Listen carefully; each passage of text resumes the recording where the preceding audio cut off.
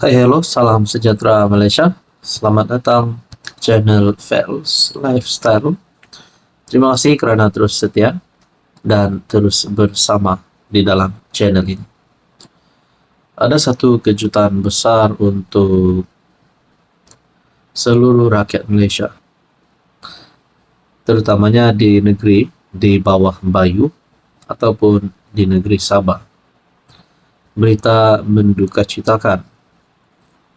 Bagi saya, kematian ini bukan saja mengejutkan. Pemergian ini bukan saja mengejutkan rakyat Sabah di negeri di bawah Bayu, tetapi sekaligus satu pemergian yang mengejutkan kepimpinan politik seluruh Malaysia. Dalam satu artikel, bekas TYT Sabah meninggal dunia. Ini satu kejutan yang amat mendukacitakan. Pemergian yang pasti mengejutkan Perdana Menteri, mengejutkan Ketua Menteri Sabah, mengejutkan kepimpinan-kepimpinan politik dan negarawan di Malaysia. Bekas yang di-Pertuan Negeri Sabah, Tun Ahmad Shah Abdullah, meninggal dunia pada usia 78 tahun. Artikel pada 21 Mei 2025. Setiausaha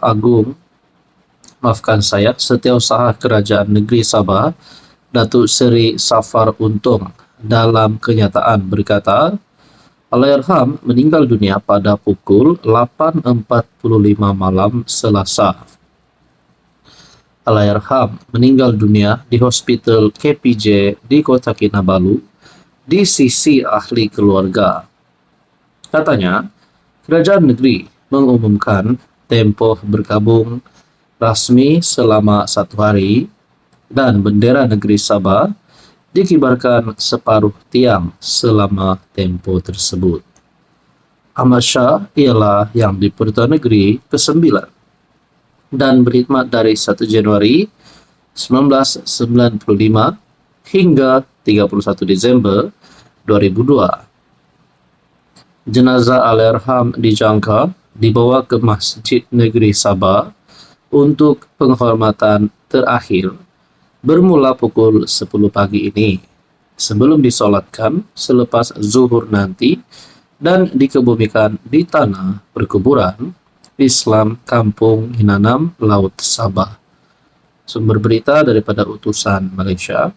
Satu pemergian yang mengejutkan kepimpinan politik di Sabah. Bekas TYT Sabah meninggal dunia.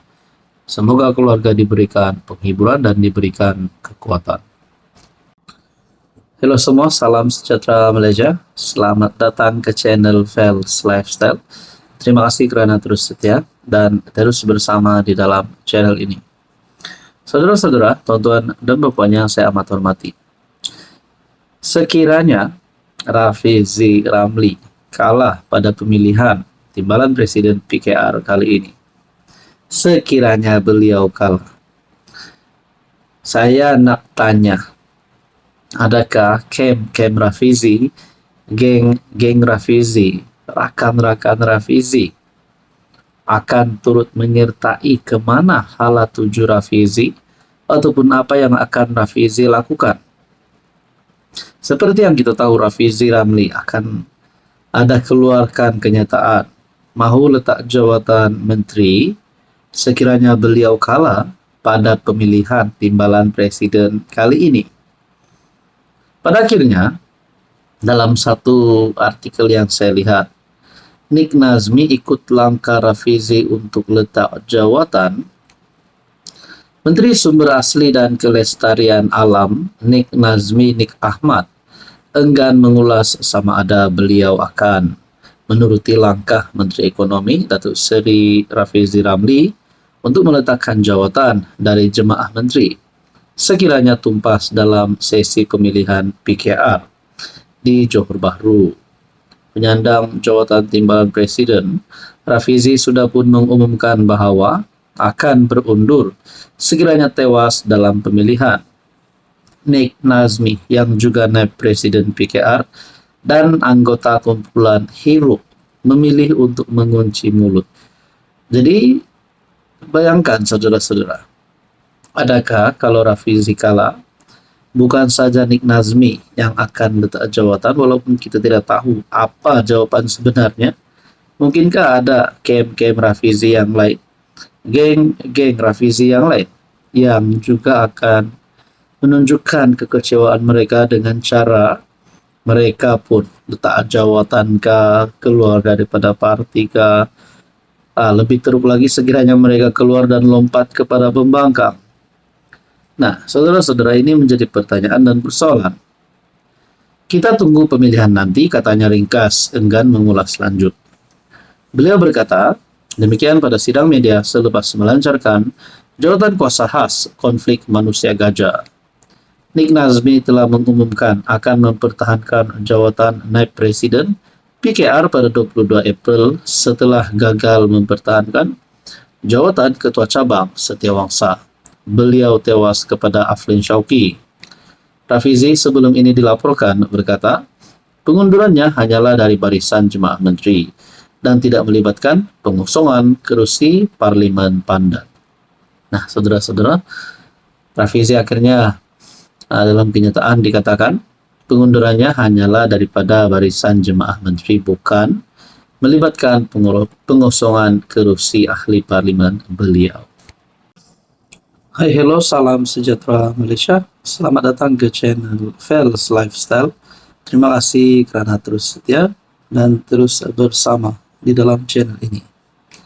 Saudara-saudara, tuan-tuan dan puan-puan yang saya amat hormati, mungkin ada di kalangan kita ataupun di kalangan Anda yang menonton video hari ini pernah mendengar slogan ataupun kenyataan Sabah for Sabahan. Kenyataan ini adalah slogan ini adalah satu slogan yang digemari oleh ramai rakyat Sabah, terutamanya penyokong politik di seluruh negeri di bawah bayu ini.